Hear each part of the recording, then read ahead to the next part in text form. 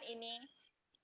Recording in progress. Oke, aku share screen dulu.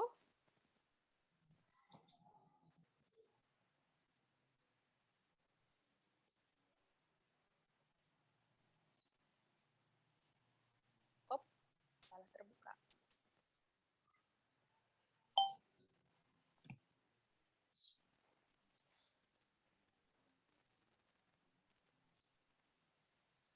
Oke, screen-nya udah kelihatan belum ya? Udah. Boleh open mic biar dikasih tahu. Sudah, Pak. Sudah. Oke, tadi ini kita udah ini ya, udah jelasin nih yang ini, diskusi tadi udah. Oke, nah jadi karena kalian mungkin bakalan jadi pengusaha-pengusaha sukses nantinya, ya kan? Ini lulusannya ini berapa tahun sih rata-rata kalian lulus? 20 atau 3 tahun, Kak. Izin, Kak, 2021. 2021 ya? Oke, 2021. Kita Izin, Kak. berangan-angan coba 2021 sekitar 5 tahun atau sampai nanti usia 26 tahun kemudian kira-kira kalian sudah punya usaha, yang usaha kalian itu lagi berkembangnya. Weh, seru ya. Udah itu jangan nanti lupakan Korea Ginting di sini, tag. Bahwasanya kita pernah bercerita hari ini, kalian akan menjadi orang-orang sukses di masa depan. Oke? Amin, Kak.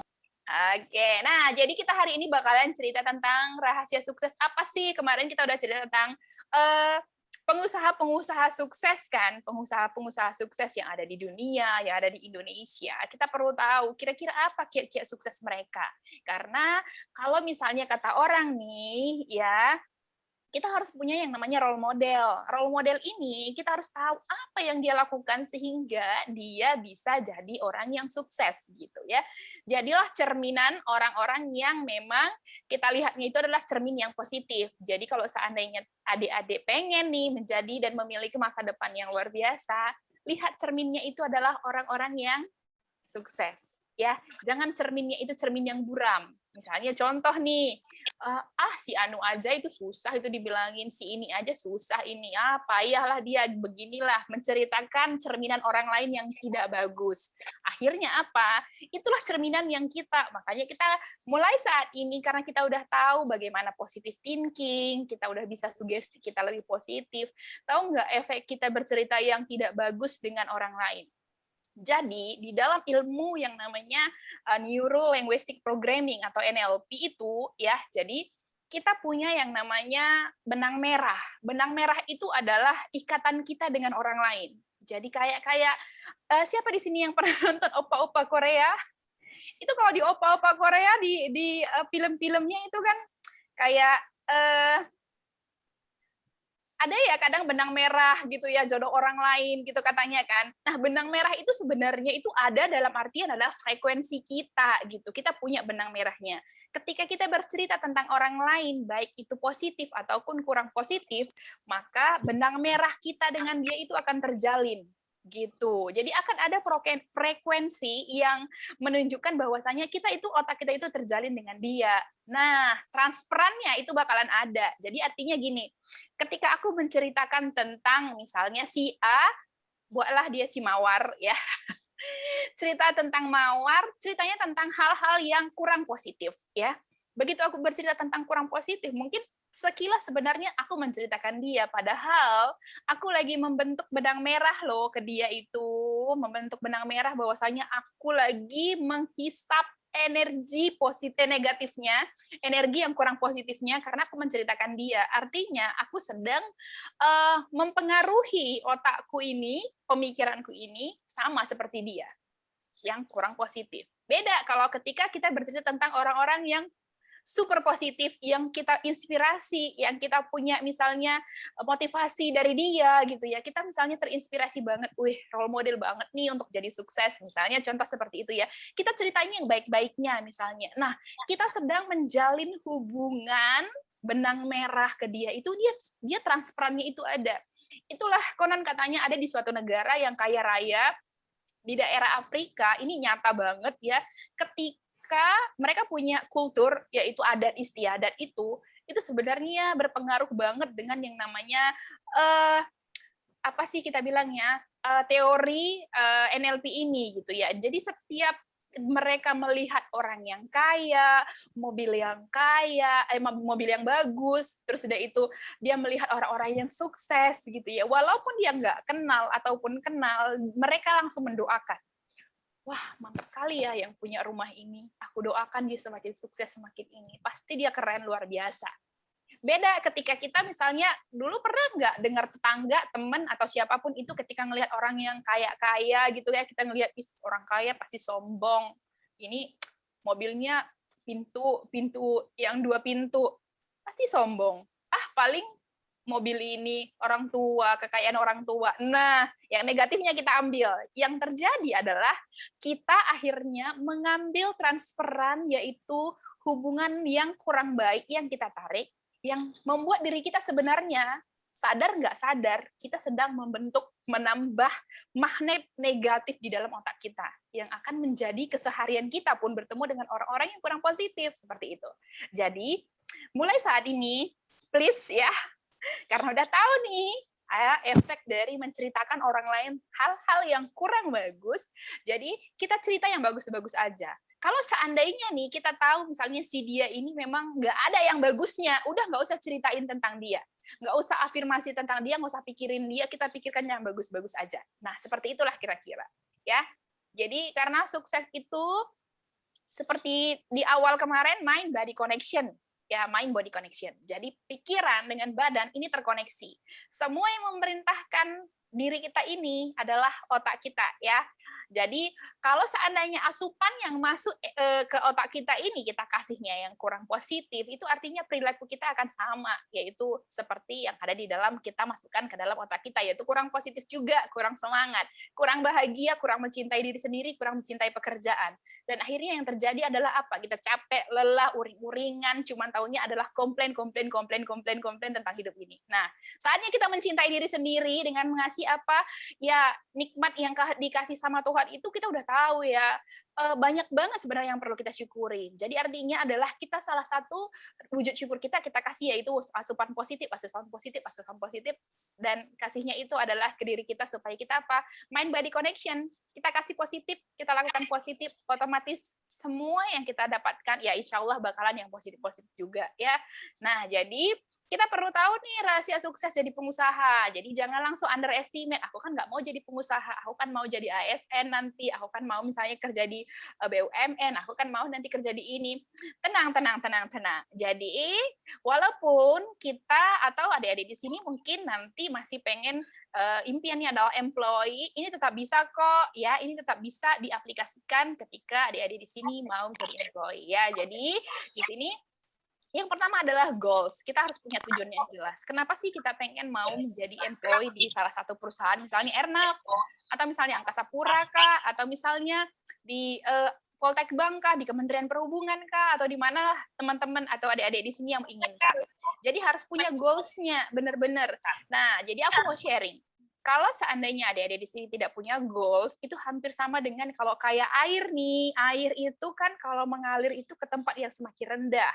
Kemana arah air mengalir, yaitu ke tempat yang semakin rendah. Jangan sampai kita itu hanya membawa arus, ya, membawa bertebaran dengan ya arah arus mengalir. Tapi tahu nggak tips ikan hidup di air sungai? Dia melawan arah arus, makanya dia bisa jadi hidup gitu. Kasih sedikit tantangan ke diri kita, kasih goals yang sedikit besar deh gitu ya. Jangan hanya yang kecil-kecil aja, tujuan yang jelasnya itu coba kasih yang lebih big dikit ya, agak lebih sedikit besar supaya apa? Supaya kita tertantang diri kita untuk melakukan sesuatu yang berbeda, yang kita akan pelajarin juga, yang akan ke depannya menjadi goals kita gitu. Kalaupun seandainya ekspektasi kita di sini, paling enggak kita bakalan tercapainya di sini. Bayangkan kalau goals kita cuma di sini, ya kita bakalan kecapaiannya di sini dong ya. Jadi action kita itu bakalan semakin rendah kalau goals kita itu rendah. Jadi paling tidak adik-adik di sini harus punya yang namanya goals, punya tujuan yang jelas, punya impian gitu. Karena apa? Karena setiap perubahan itu yang sulit itu hanya di step awal aja kok. Coba bisa lihat nggak gambar di sini. Kelihatan step keduanya ini? Slide keduaku kelihatan nggak ya? Kak, slide-nya belum berganti dari Belum, tadi, Kak. Kak. Oh, Belum berganti, buka. Kor. oh gitu ya. Iya, coba cek WA, Kor. Belum ya? Belum, kayak di WA itu, Pak, penampilannya. Oh lala. Dari tadi gini. Iya. Aku stop share screen dulu ya. Aku kira. Coba ini Udah oke, Kor. udah? Oke. Ya, Kak. Oke. Ih, tadi ini loh punya tujuan yang jelas. Ini udah ganti juga? Belum? Udah. Apa sih di sini di slide yang ini, guys? Coba bacakan. Dia sukses jadi pengusaha. Oke, enggak gambarnya? Gambarnya aku udah kirim di WA. The first step is always Oke, the yes. hard. Oke, udah pas. Oke, jadi sebenarnya memulai segala sesuatu itu ya hanya langkah awalnya aja yang sulit. Langkah awal itu kayaknya melebihi kayak sulit gitu. Aku kalau misalnya pengen nih punya usaha atau pengen menjadi seperti Kori nih, kayaknya susah deh gitu ya. Rasanya kayaknya setinggi tiang listrik gitu ya. Kita gapainya, wih gimana aku melangkah, kakiku sependek ini, kemampuanku nggak setinggi itu. Gimana gitu ya. Nah, itu hanya di step awal aja kok gitu. Karena untuk loncat dari satu zona ke zona yang baru, memang kudu benar-benar harus kita itu punya niat, keberanian yang tinggi bahwasanya menanamkan ke diri kita, aku akan belajar soal urusan hasil nanti belakangan aja. Lakukan seperti itu. Karena hanya step awal aja yang susahnya. Sama seperti aku ketika memutuskan untuk berwirausaha, jujur aja, awal ketika mau berwirausaha di Oriflame memang nggak ada niat untuk memang mau full timer. Aku juga punya dream job juga dulu sama seperti adik-adik di sini ya kan, pengen kerja di pasar murah, terus pergi pagi, pulang sore gitu ya. Banget siapa sih yang nggak punya impian kayak begitu gitu ya. Nah jadi ketika aku mau memulai berwirausaha, itu juga adalah satu hal yang membuat ya. Apa iya? Aku kan nggak jurusan itu. Lagian, aku juga nggak mau loh, misalnya meninggalkan kerjaanku. Dulu aku seperti itu ya. Tapi setelah melihat dan penjelasan yang aku jelaskan yang di hari pertama yaitu employee, self-employed, bisnis dan investor, jujur aja ya. Kelihatan nggak teman-teman? Masih? Aman, Kor, kelihatan. Aman ya? Oke, siap. Nanti kalau misalnya nggak kelihatan, nggak kedengaran, boleh ya langsung ini aja, apa sih? Bilang aja langsung ya. Nah, jadi hanya step awal aja yang berat. Tapi kalau teman-teman punya mentor, teman-teman punya yang namanya coaching, punya yang namanya inspiring gitu ya. Ya, itu semakin mudah karena berjalan sendiri untuk memulai hal yang baru itu akan membuat kita ketika gagal akan merasa langsung kita nggak cocok. Tapi ketika ada yang membimbing kita, ada yang misalnya kawan kita berjalan, itu akan jadinya perjalanan ini jauh lebih menyenangkan walaupun step by step. Nah, seperti itulah kira-kira. Jadi kalau seandainya pun nanti punya perubahan di dalam diri sendiri, punya goals atau apapun itu di dalam pekerjaan, pengen usaha, yes, inilah lakukan. Step awal aja kok yang cuma sulit.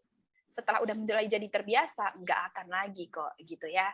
Nah, selanjutnya, apa aja sih lagi yang jadi rahasia sukses usaha itu adalah cintai. Cintai apa yang kamu kerjakan dan kerjakan apa yang kamu cintai. Ya, jadi kenapa? Pernah lihat nggak ketika orang kerja itu kayaknya mukanya itu nggak terpancar gitu jiwa-jiwa kebahagiaan di dalam dirinya gitu kan. Kayaknya bawaannya serius, mumet gitu kan. Aku punya kawan banyak sih, aku lihat kantoran kayak begitu ya, ketika aku jalan ke kantornya, mengeluh gitu kan, aku nggak tahu aja sih, pening kepalaku ini gitu kan. Jadi sering aku misalnya dulu waktu masih zaman-zaman offline, ya zaman-zaman belum corona, udah ngopi yuk gitu, kenapa yuk kita cerita-cerita yuk ngopi gitu ya. Jadi begitu cerita-cerita ngopi-ngopi, jadi disitulah aku banyak tahu ternyata banyak sekali orang yang tidak mencintai pekerjaan.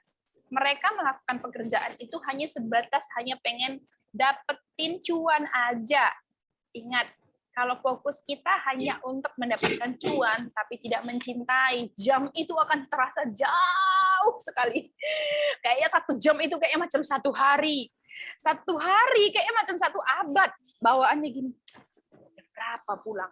Kenapa lama kali ini jam 5 tank katanya untuk absen finger sprint. Aduh, kapan ini?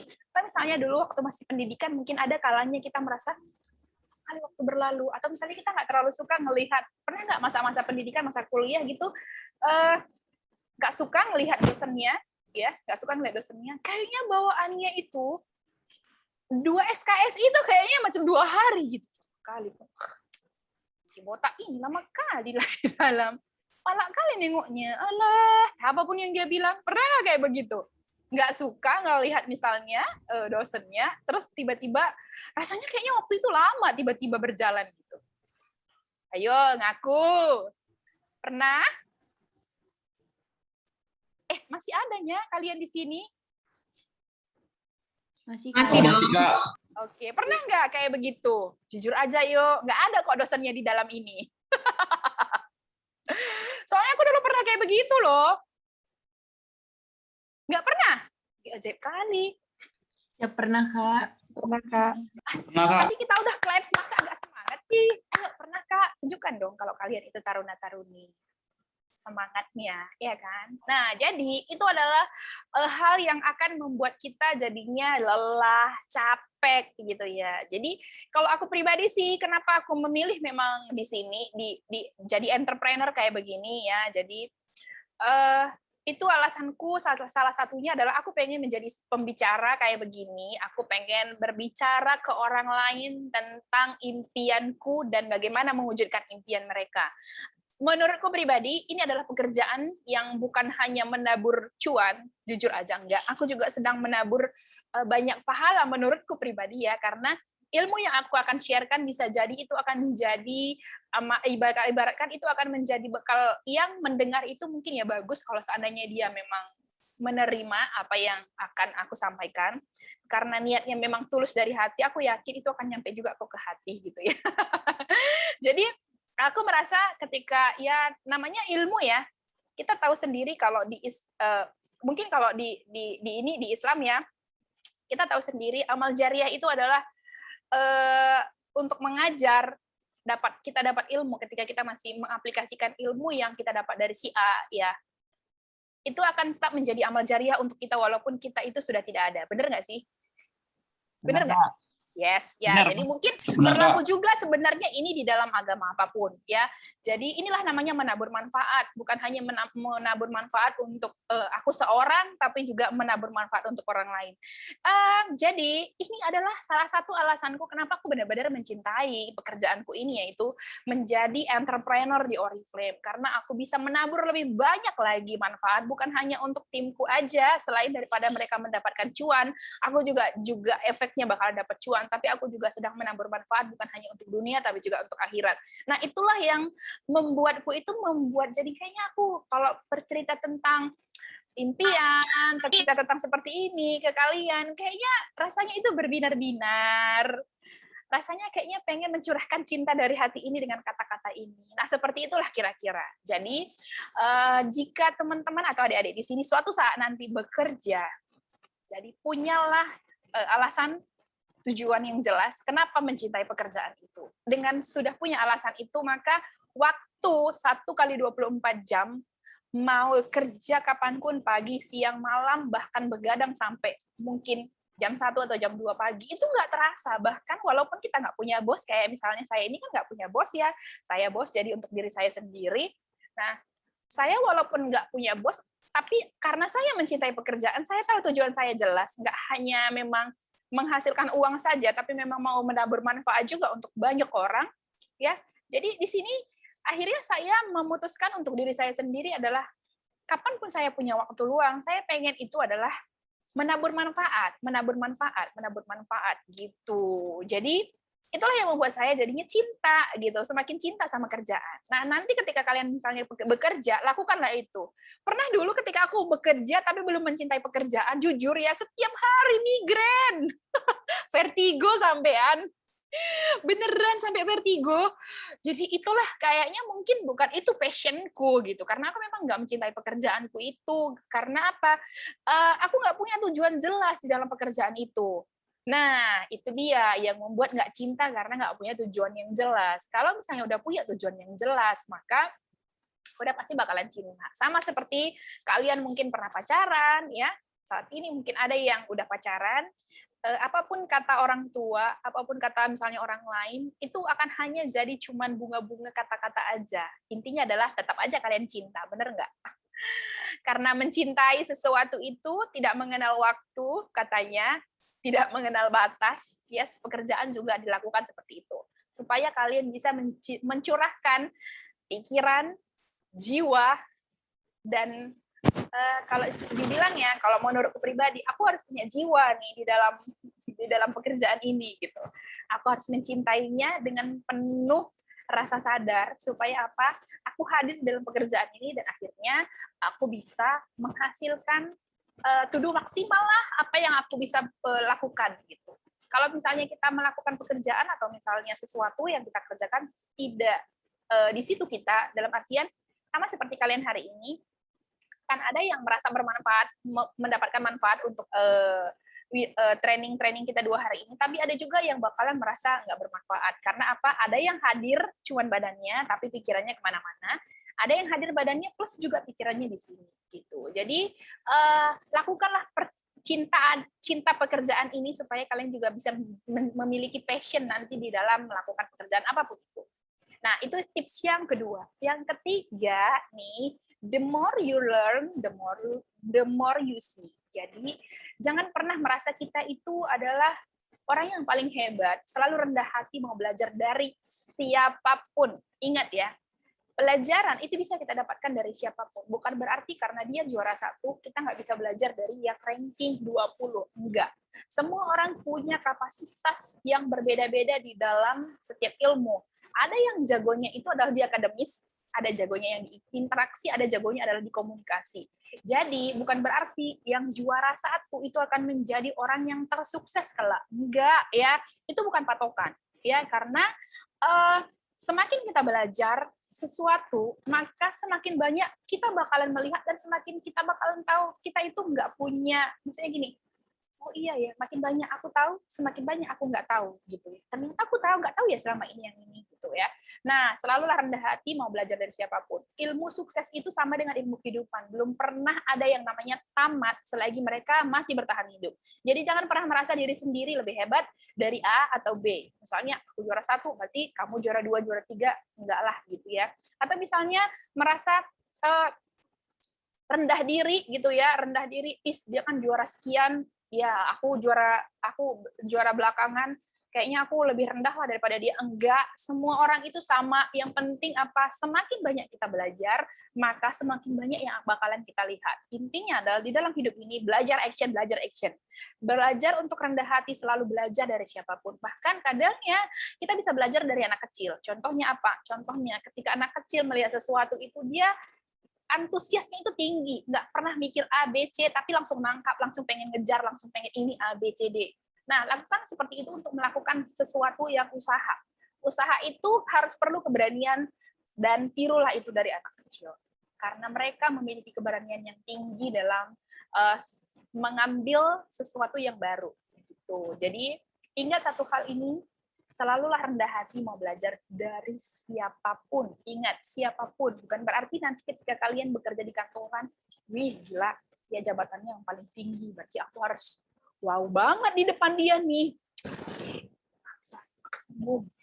Ya, Pak. Oh, betul, Pak. Nah, begitu muncul, misalnya nanti ada yang misalnya jabatannya cuma yang biasa-biasa aja, yang enggak ini, kita misalnya ogah-ogahan. Baiklah, RG si kawan, oh jangan. Ketika kita pernah menyepelekan sama diri kita sendiri. Karena apa? Di atas langit masih ada langit, guys. Ya enggak sih? Gitu ya. Ketika kita jumpa dengan orang yang lebih hebat dari kita bakalan jadi leader. Nah, tips untuk percaya diri itu adalah percaya sama diri sendiri dan mau selalu rendah hati. Itulah yang membuat kalian akan berada dimanapun tetap mau menunjukkan diri bahwasanya ya nggak apa-apa, walaupun ketemu sama kawan-kawan nanti yang udah misalnya 1 tahun lagi ada kawan yang udah misalnya jadi ASN, kalian yang belum, gitu. Jangan pernah merasa kalian rendah diri. Karena apa? Karena ketika kita selalu belajar rendah hati dan belajar dari siapapun, kita bakalan merasa kita itu juga sama dengan dia. Nggak pernah ada rasa, maksudnya dia lebih hebat dari aku dan aku lebih hebat dari dia. Enggak. Karena kita juga nggak menempatkan diri kita seperti itu ke orang lain, maka kita juga akan jauh lebih percaya diri dan jauh lebih banyak belajar dan juga jauh lebih banyak tahu. Ya, suara aku masih kedengaran. Halo. Dengar. Dengan Oke, Dengar, kita Kak. masuk ya ke berikutnya. Wait bentar ya. Aku mute dulu. Wait. Halo, Dek. Iya.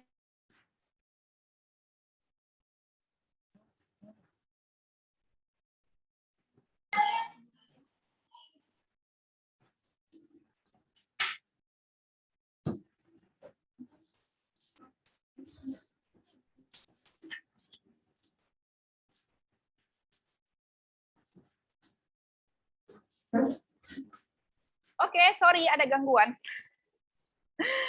Jadi, nah, tips yang berikutnya adalah jadikan jatah sukses jatah gagalmu itu sebagai batu pijakan, bukan sebagai beban. Ingat, gagal itu, ingat ketika aku gagal, aku akan coba lagi. Ketika aku gagal, aku akan coba lagi. Semakin aku gagal, aku akan semakin jauh mencoba lagi. Nah, ada orang yang ketika gagal langsung merasa, kayaknya aku nggak cocok nih. Kayaknya memang aku seperti ini deh. Begitu nanti tes ujian, misalnya ada ujian masuk ASN, PNS misalnya, atau misalnya ujian apapun, angkasa pura kah, Airnav kah, kalau seandainya nanti kalian ujian terus nggak lulus gitu ya, jangan jadikan itu jadi seperti kayak kayaknya aku ini kayak begini gitu. Jangan. Kenapa? Karena banyak sekali orang yang langsung menyerah terhadap satu kali dia mencoba. Nah, jadi mencoba itu nggak bisa hanya satu kali ya. Jadikanlah kegagalan kita itu sebagai batu pijakan. Kalau seandainya belum berhasil, coba lagi. Kalau belum berhasil, coba lagi. Coba terus, coba terus, coba terus. Tantang diri sendiri dan katakan ke diri sendiri, masa sih nggak bisa? Jadi kayaknya penasaran jadi hasilnya gitu ya. Jadi itu yang akan membuat kita akan jauh lebih tinggi lagi. Jadi semakin belajar, menikmati kegagalan, menikmati prosesnya, menikmati apa yang step by step karir kita, dan itu yang akan membuat kita berkarir, berproses, dan mencintai pekerjaan kita ya. Dan jangan pernah menyerah untuk mimpimu. Tahu nggak? Hanya mimpilah yang tidak bisa kita duplikasikan, bukan duplikasikan, nggak bisa kita delegasikan ke orang lain. Mimpi apapun itu mimpian kita nggak akan pernah bisa mendelegasikan. Tolong ya kamu si A wujudkan impianku. Nggak bisa, hanya kita yang bisa mewujudkan impian kita loh. Nah, jadi aku katakan ke diriku sendiri, karena pada dasarnya aku bukan dari keluarga sultan, ya. Jadi aku keluarga pas-pasan, teman-teman, orang tua juga pas-pasan, ya cukuplah ya. Jadi aku punya itu ekspektasi impian itu yang lumayan besar, ya. Jadi aku nggak pernah mau menyalahkan orang tua bahwasanya aku harus lahir dari keluarga dan rahim seperti ini. Kenapa Tuhan gitu? Enggak, karena aku tahu ketika sesuatu yang kita ditakdirkan dari situ, ya udah nikmatin aja prosesnya. Pasti ada jawaban di balik itu semua kok suatu saat nanti gitu ya. Jadi ketika mulai pengen mengejar impian yang aku pengen impian A, B, C, D gitu ya. Banyak impian di kala itu yang ingin aku wujudkan. Nah, satu hal yang aku katakan ke diri sendiri, Kori, kamu itu bukan dari keluarga sultan. Jadi, dilarang mengeluh-mengeluh kalau punya kemauannya itu banyak, kemauannya itu besar. Kalau punya impian yang besar, ya lakukan yang besar. Jangan pernah menyerah. Karena apa? Kita bukan keturunan sultan gitu. Jadi aku selalu katakan itu ke diri sendiri. Jadi kuat-kuat ya diriku. Diriku yang saat ini kuat-kuat. Gitu ya. Jadi never give up ya, dengan impian apapun nanti cita-cita kalian di kemudian hari, entah mau jadi pengusaha, entah mau jadi employee, ya never give up tentang mimpi-mimpi kalian, karena impian itu pantas banget untuk kita wujudkan dan pantas banget untuk kita raih. Nah, jadi tips berikutnya adalah bekerja keras itu sudah pasti, ya, hanya perkara saat ini atau nanti. Maksudnya apa? Kalau untuk misalnya rasa malas, semua orang punya rasa malas ya, karena kita manusia, wajar kita malas. Malas lah kerja keras.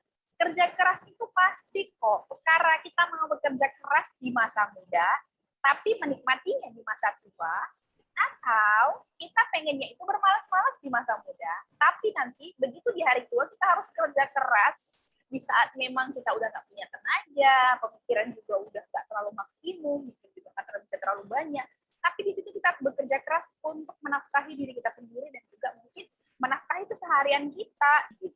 Pengennya itu hari ini atau nanti. Intinya pilihannya wajib kok harus bekerja keras dalam hidup. Cuman nanti atau saat ini. Nah, kalau aku sendiri, aku milihnya itu hari ini dan saat ini. Kenapa? Aku pengennya itu di usia 40 tahun, 45 tahun, jujur aja aku udah pengen punya rumah kos-kosan paling tiga. Adalah nggak usah banyak, 10 aja lagi ya.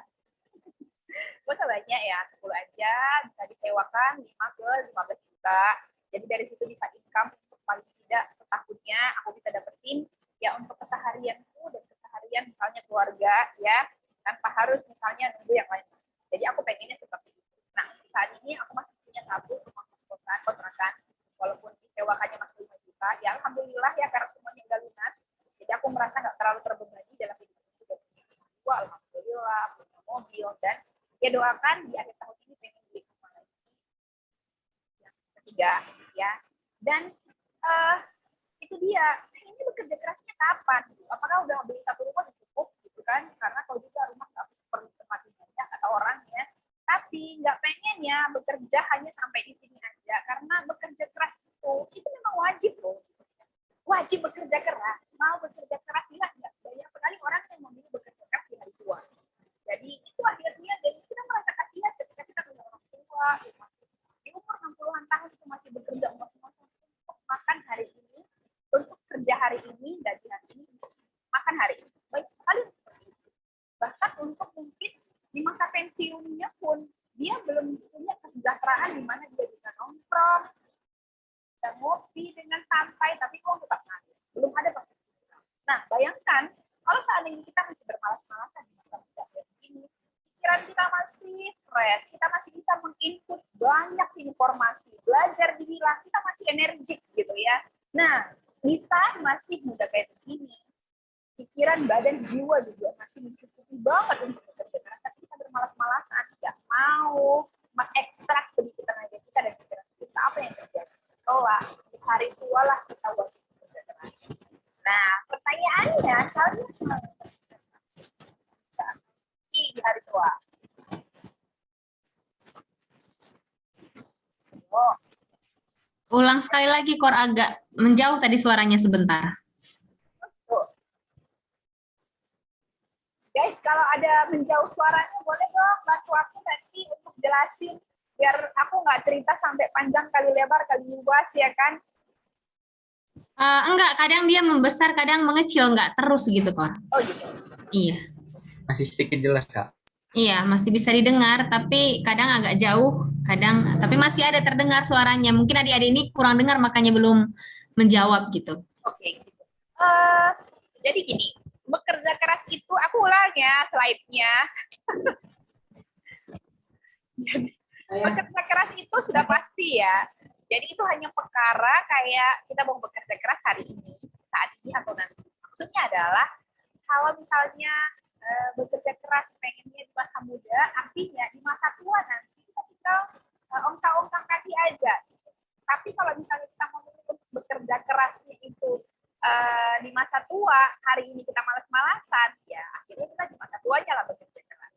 Nah, kalau misalnya kita di masa tuanya bekerja keras, bayangkan di hari tua yang kita udah encok, pegelinu, jadi harusnya udah istirahat, tapi kita masih harus memikirkan untuk makan sesok nasi, bahkan mungkin masih berpikir untuk gimana nanti anak kuliah sekolah, menikah, biaya kuliah, biaya nikahnya, dan lain-lain.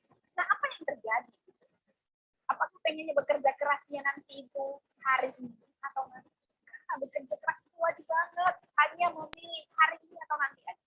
Pertanyaannya untuk adik-adik, yang aku memilih adalah bekerja kerasnya untuk saat ini, ya. Suaranya menjauh lagi. Bekerja kerasnya untuk saat ini. Jadi pertanyaannya adalah kira-kira kalian itu pengen bekerja kerasnya hari ini atau nanti? Kedengaran nggak ya? Hari ini Kak. Hari ini dong. Ya.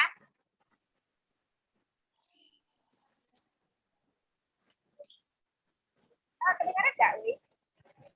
Kedengaran Kak? Kedengaran, Kak. Good. Terima kasih respon. Ya, jadi ini hanya perkara hari ini dan nanti. Jadi untuk adik-adik yang pernah merasa malaslah dulu, malaslah sekarang. Nah, bekerja keras itu pasti wajib banget arahan. Jangan sampai nantinya yang bekerja keras. Pilihlah masa mudanya yang bekerja keras supaya nanti tinggal gini aja. Berapa rumah kontrakan pengen? Berapa rumah kontrakan pengen? Pengen jumlahnya itu berapa rumah kontrakan sih kalian? Pengen jumlahnya itu 40 tahun. Ini Kak, kurang jelas Kak sore Kak. Kalian pengennya di usia 40 tahun? Berapa kontrakan sih yang kalian inginkan?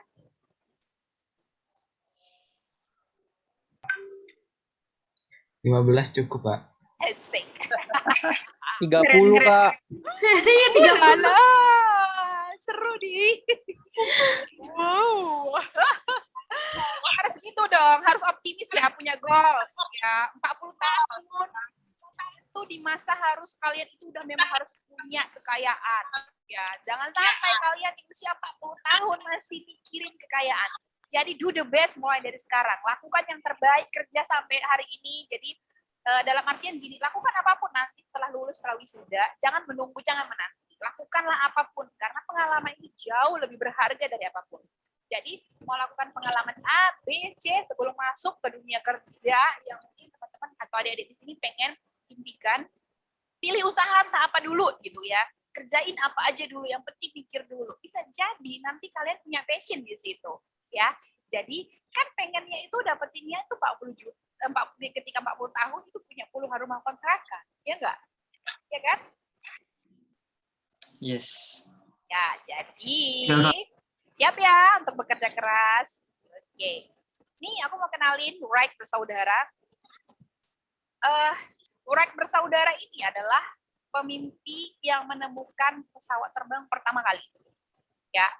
Terus mereka bahkan tidak tamat sarjana, tapi memiliki semangat tinggi untuk penelitian pesawat. Lebih semangat ketimbang daripada lulusan sarjana di masanya. Jadi Wright Bersaudara ini, ya, mereka lah yang penemu pesawat. Kalau misalnya kalian kan semuanya jurusannya itu namanya juga politeknik penerbangan. Jadi urusannya pasti semuanya adalah berhubungan dengan yang namanya penerbangan.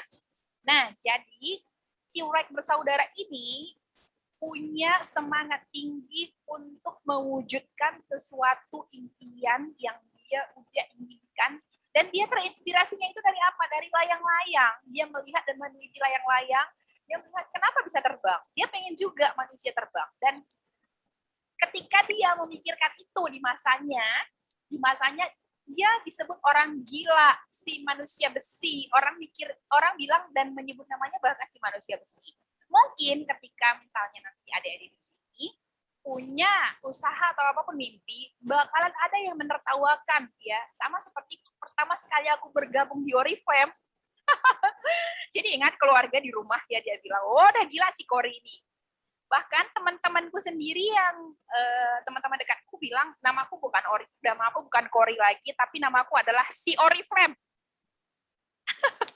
Si Oriflame datang. Nah, kayak begitu ya.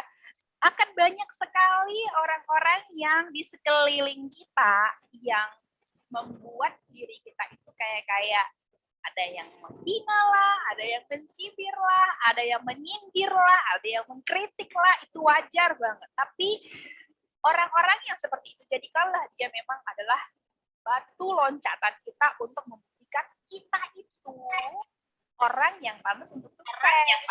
Jadi kita harus buktikan kita yang harus tertawa, bukan mereka yang menertawain kita di kemudian hari.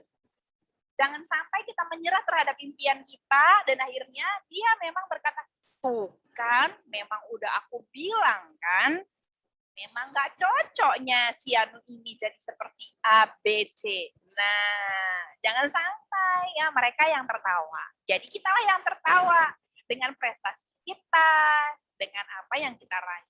Nah, jadi semangat untuk bermimpi itu, lihatlah dari Wright bersaudara ini. Kalian adalah lulusan-lulusan dari Poltek Bank yang kalau aku bilang sih kalian adalah orang-orang yang spesial ya.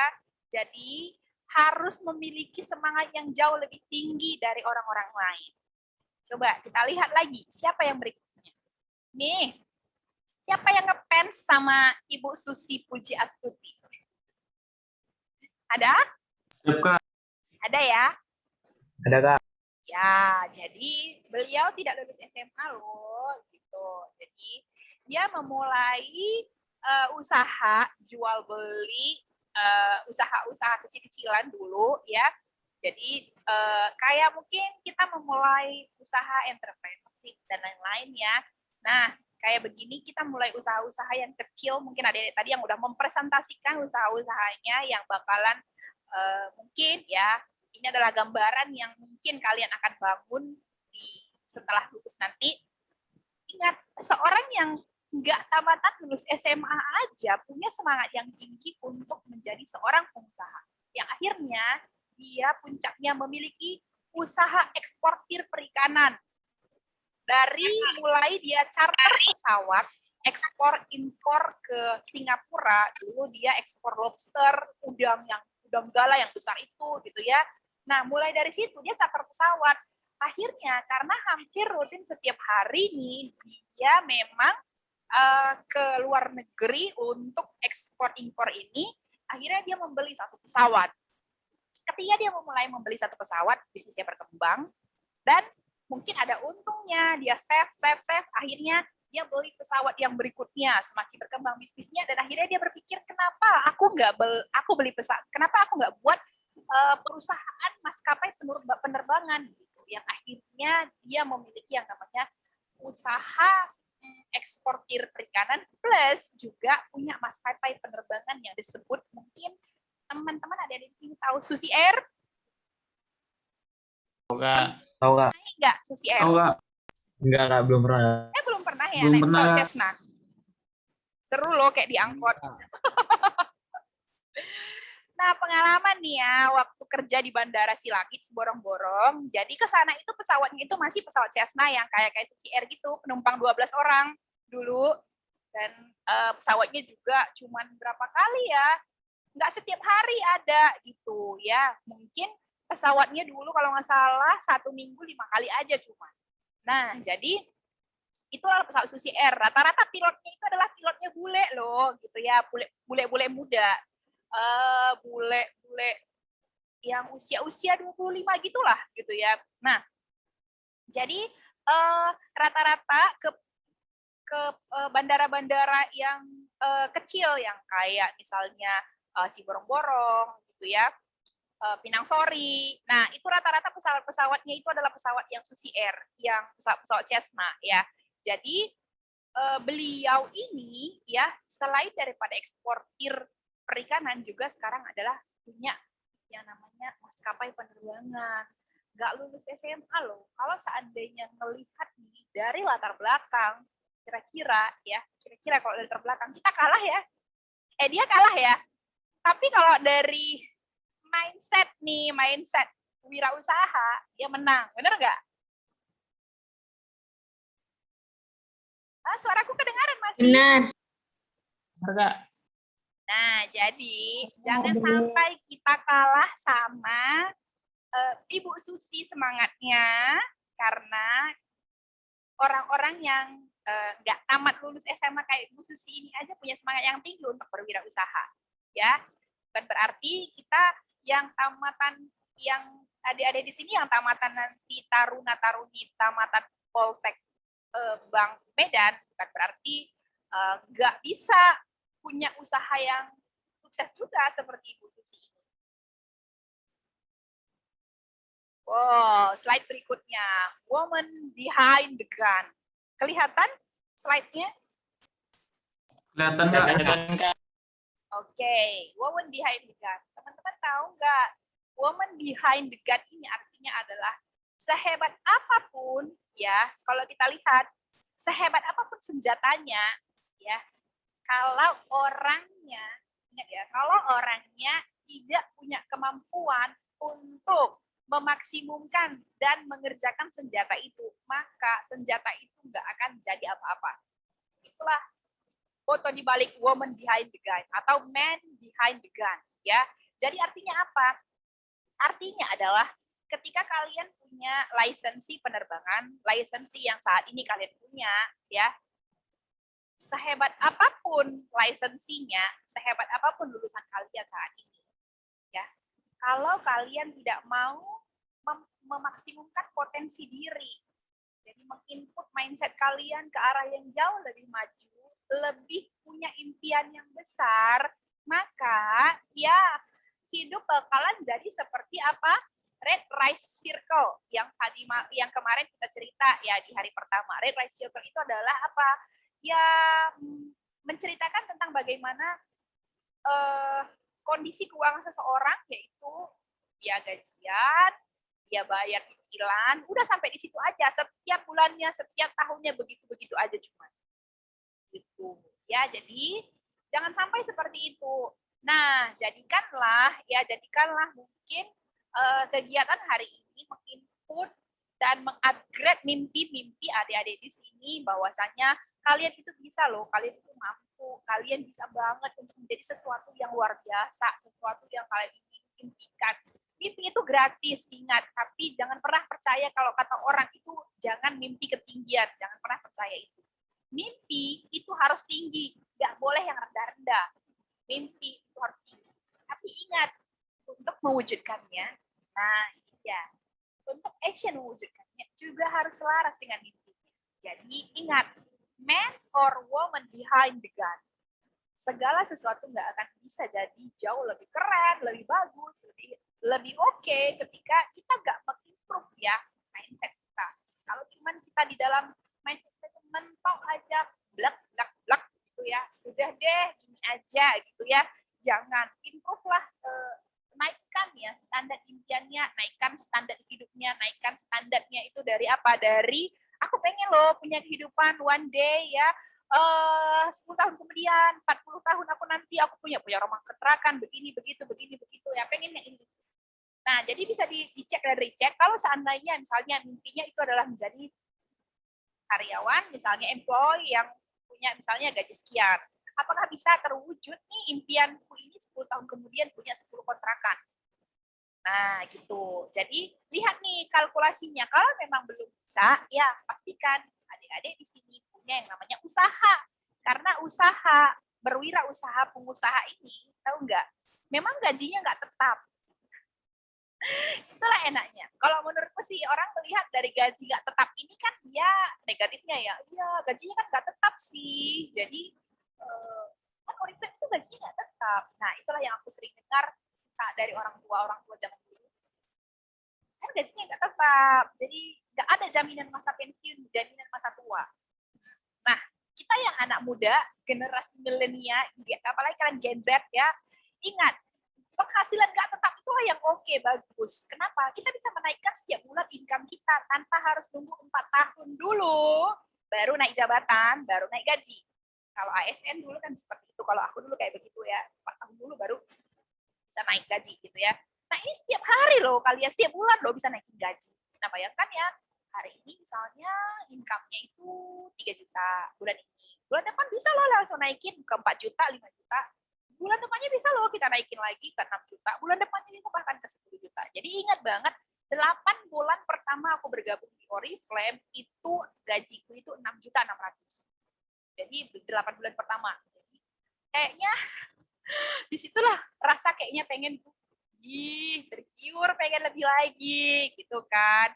Nah, masuklah ke 3 tahun pertama aku udah akhirnya alhamdulillah dapat penghasilan dari Oriflame itu sekitar 14 ke 15 juta. Nah, masuk ke 5 tahun pertama udah dapatlah 30 juta. 6 tahun pertama udah sampai kemarin 39 juta ya. Jadi karena pandemi mungkin naik turun juga gitu ya.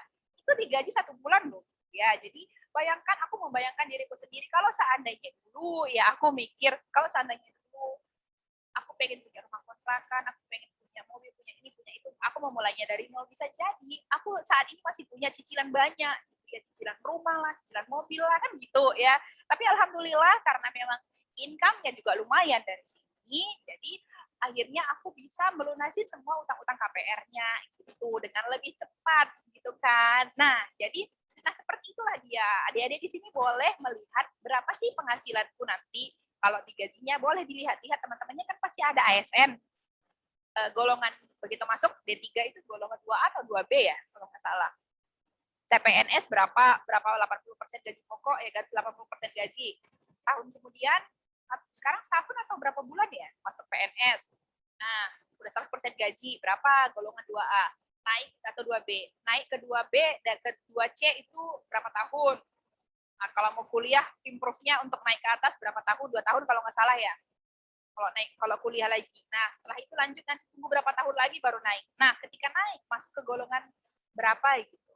Nah, selain itu ya aku mau tanya, di sini ada ASN ternyata. Kak Sulas. Golongan berapa sih Kak sekarang? Masih ada nggak Kak Sulas? Teng dong. Ya, nah. Masih ada nggak? Hadir. Kak, Coba golongan berapa sih? Golongan Rata-rata 3C. gaji ASN. Biar adik-adik di sini bisa. Golongan 3C. Berapa Kak? Golongan berapa? Suaranya nggak kedengaran. 3C. 3C ya? Oh, Ya, cekor. 3C, oke. Kalau masuk pertama, lulusan D3 itu enggak. 2B ya? Kalau D3 berapa Kak Sulas? D3 masuk PNS 2C, Kor. 2C ya? Ya. 2C berapa sih Kak sekarang? 2C. 2C. Gajinya berapa Kak 2C? 2C. 2C. Uangnya gajinya berapa, Kak? Kalau gajinya sekarang 29. 2.900.000 ya? 29. Oke, berarti 2C 2,9 juta. Iya, Kor. Oke. Itu artinya, makasih Kak Sulas infonya. Nah, jadi adik-adik udah punya pencerahan sendiri ya. Jadi, kalau masuk nanti 2C yang D3 ya, mungkin bakalan masuknya di golongan 2C itu 2.900.000 gitu. Jadi udah tahu belum berapa biaya sehari-harinya? Terus pengen punya mobil lebih cepat pasti ya pribadi, pengen punya rumah juga, rumah kontrakan tadi katanya kan, belum biaya hidup, handphone baru mau diganti, ya nggak sih? Kan banyak nih. Kalau seandainya nggak mencukupi, nah dari employee pindahlah ke bisnis owner. Ya nggak? Bisnis apa sih gitu ya. Nah, jadi aku sekilas cerita tentang bisnis yang aku gelutin yang waktu aku jadi employee sambilan dan self employee yang memang di sini sebenarnya kalau yang aku jalani ini ya pengalaman pribadi nggak butuh pengalaman karena aku nggak pinter makeup juga sih sebenarnya dulu ya, nggak butuh pengalaman, terus bisa cepet nih, modalnya kecil ya, modal kecil, produk kita nggak perlu pikirkan, aku nggak perlu mikir produk yang lain apa nggak perlu, jadi sistem udah ada, website udah ada, jadi tinggal personal branding aja, hanya tinggal personal branding kita aja, tinggal gimana kita membrandingkan di sini apa sih tugasnya Kori gitu ya Kak Kori, kalau misalnya Kak Kori jadi Diamond Director, apa sih tugas Kakak? Tugasku itu cuma bercerita aja gitu ya. Nah bonusnya akhirnya aku bisa menjadi public speaking, belajar di sini tentang bagaimana komunikasi, bagaimana melatih leadership, bagaimana akhirnya aku bisa menjadi speaker di beberapa event-event, diundang di kampus-kampus ternama, di kampus-kampus yang negeri juga selain daripada Poltek Bank gitu ya. Bahkan udah pernah juga jadi speaker di salah satu seminar yang ada diadakan Oriflame di Jakarta, diundang dengan peserta 3.000 orang saat itu gitu ya. 2000 berapa itu ya? 2016 kayaknya. 2016. Nah, jadi itu belum masa corona tuh. Jadi udah pernah diundang seperti itu gitu ya. Itu dari mana belajarnya? Dari sini, karena kita punya pelatihannya gitu ya. Jadi ada mentornya.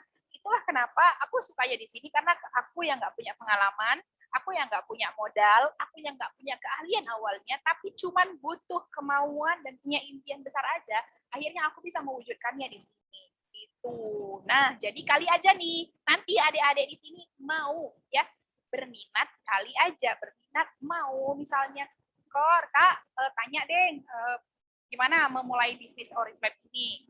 Karena tugasnya hanya bercerita aja kok, gitu ya. Nggak ada cerita, misalnya nggak ada yang lain-lain, gitu ya. Modal juga cukup relatif murah, apalagi bulan ini bisa loh ikut bergabungnya. Itu bisnisnya bergabungnya 0 rupiah.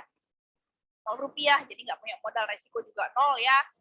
Hanya kemauannya aja. Nah, ini adalah cash award 47 juta yang waktu rekognisi. Jujur aja nih, rekognisinya buat aku benar-benar speechless loh teman-teman. Jadi ingat rekognisi 2016 berhubung karena aku aslinya Karo, orang Karo ya. Terus suamiku sebelahku itu ada suamiku, itu namanya Daman. Dia orang Cina Medan, orang Tionghoa Medan ya. Nah, jadi ketika kami masuk ke rekognisi alias acara event besar di penghargaan, diundanglah ada hampir kemarin 500 orang untuk melihat prestasi kami di rekognisi di kantor Oriflame. Nah, jadi di arak-arak itu dibuat red carpet, terus diawali begitu aku turun itu dari Honda CR-V kala itu udah disambut dengan barongsai. Aduh, terharu biru kalau ingat itu. Udah ada barongsai, nyampe di pintu, dikasihlah ulos. Kalau orang Karo bilang itu beka buluh sama wisnipes. Ya, jadi udah dikasih itu. Habis itu masuk ke lantai 3 diarah-arah sama barongsai, di panggung udah disambut sama tarian Karo, udah dikasih bunga, disematkan, dilihat sama sampai hampir 500-an orang yang ada di Medan dan di live-kan gitu. Itu rasanya kayaknya aku dihargain kayak gimana ya, aku nggak pernah dapetin penghargaan kayak begitu banget di luaran sana. Jadi aku merasa selain daripada aku mendapatkan impianku dan mewujudkan impianku, di sini aku juga dikasih recognize itu kayaknya wow banget gitu ya, yang aku tadinya nggak dapat di mana-mana. Nah, seperti itulah kira-kira ya. Jadi selain aku juga dapetin cuan gitu ya. Nah, jujur jalanin Oriflame ini dulu awalnya ini aku jalanin Oriflame, suamiku duluan loh jalanin Oriflame ini. Jadi suamiku ini yang jalanin duluan, Daman ini yang dulu jalanin duluan Oriflame ketimbang aku baru join. Dia udah SMA kelas 2 dia udah punya gaji 4 juta dari Oriflame. Begitulah memang orang Cina ya. Dia benar-benar suka bisnis gitu ya. SMA dia udah punya penghasilan 4 juta dari Oriflame, dan kala itu aku baru melirik Oriflame mungkin. Belum melirik Oriflame saat dia udah bergabung gitu. Jadi dia udah bergabung Oriflame duluan jauh sebelum aku ikut dan melirik bisnis ini. Jadi kalau misalnya di sini cowok cewek bisa nggak jalaninnya? Oh, bisa banget, karena produknya itu hanya 25% aja produk kecantikan. Sisanya itu adalah produk yang sehari-hari dan juga produk untuk cewek, anak-anak, juga untuk usia yang tua. Tuh ya. Jadi seperti itulah kira-kira. Nah, kita masuk ke Q&A. Sekian nih presentasi dariku untuk WhatsApp. Nanti aku bisa share screen ya untuk kalau misalnya yang mau tanya-tanya. Enggak deh, kita kan ada ya di grup WhatsApp. Kita nanti save WhatsApp aku langsung ke sana. Q&A aku serahkan ke Grace dan Odi. Kalau misalnya ada di sini punya pertanyaan. Oke, terima kasih Kori. Ini di room tinggal 44 peserta ya. Ini sisanya kemana ini? Oke, kita akan buka sesi tanya jawab ya. Bisa langsung nanti dijawab sama Kori.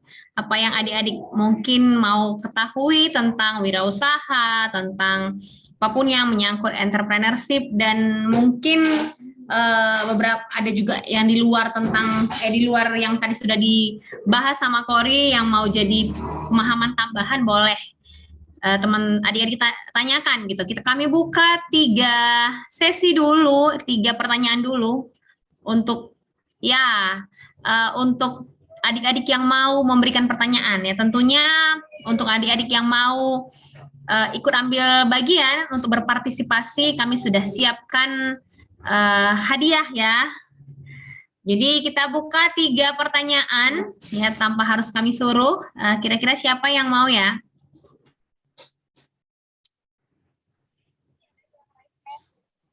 Siapa ini? Oh, ada Erwin Lumban Gaol. Silakan Erwin Lumban Gaol. Siapa? Makasih Iya, buat Kak. silakan Deku. Izin bertanya Kak. Pertama saya mengucapkan terima kasih buat